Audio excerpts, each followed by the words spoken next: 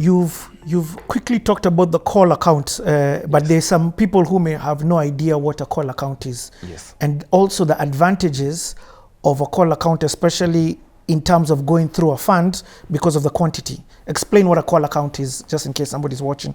Okay.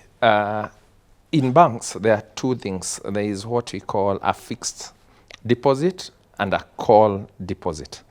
A fixed deposit is when you approach a bank and you tell them, I have 10 million shillings. I want to place it for the next 1 month, 3 months, or 6 months, and I'll pick it after 6 months. So for that, you'll find that they'll give you a certain rate, and you have to wait until the expiry of the period for you to get your money. Depending on the bank, majority of them, once you uplifting is recalling your money before the maturity date, they might penalize you. Either they tell you there's no interest, or they give you a portion of the interest. It happens. Now, considering on the other side is the call account. Call account, it's similar to a fixed deposit. The only thing is you do not set a maturity date. It's open-ended. So you can place 10 million and say you want it on call. So the minimum period for them to pay interest, majority of the banks, is 7 days. After 7 days, the 8th day, you can tell them, I want my money back. Or you can even leave it until 8 months, 1 year to pick it. What is the advantage of a call account? Call account is liquidity. When you need it, you'll go and get your money. But it also has a disadvantage. Because you have not locked in the maturity date, call accounts usually give a shorter, a smaller interest rate as compared to fixed. What would be an example of an interest rate that a call account would give? Okay, right now, I'll say from our end, we are privileged. And that is the advantage of actually being in a fund. Because you'll find that for anyone walking in, even with 10 million right now, to a bank, they'll get call rates at, right now it's around 10 to 12 at most. That's what you'll be given.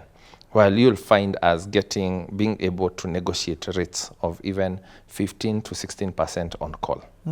And fixed deposits above even 16 sometimes. Why? We are able to approach our banks, and because of the volume and sometimes stickiness of the call deposits, because what happens is we might even, sometimes we place call deposits on a daily basis as a collection account. Okay. So by the time even you uplift, this bank understand that we are going to bring more and more money. Unlike that person with only 10 million, and once they uplift, they'll be seen maybe in the bank after another 1 year. Yes, that's the advantage of being with us rather than you directly. And as much as you mentioned fixed deposits and call accounts, majority of people are in saving account and current account. They don't even do the fixed deposit and the call accounts. True. Yes. And they end up with very low interest rates. So from a fund manager's perspective and this local thing, as soon as money hits your account, it begins to make money. It never sits idle. Actually, every fund has its own policy. And so that we can ensure that everything is regulated. So the day that you send the money and receive the money, that is the inception date. But you start earning the following day. Wow. Because we look at deployment. And that is a policy with us. Different funds have different policies. Because assuming today, 24th of September, there's someone who will bring money will send by Pesa Link at 6 a.m. And there's someone who might deposit the funds at 11. How do you differentiate the money 6 a.m. and the one who sent at 11 p.m. and when do they start earning? So we have a blanket policy that the first day is the deployment day. So the following day they start earning. Wow. On the flip side, withdrawal. The day we receive the withdrawal, the day the withdrawal is executed is as at the previous day, close.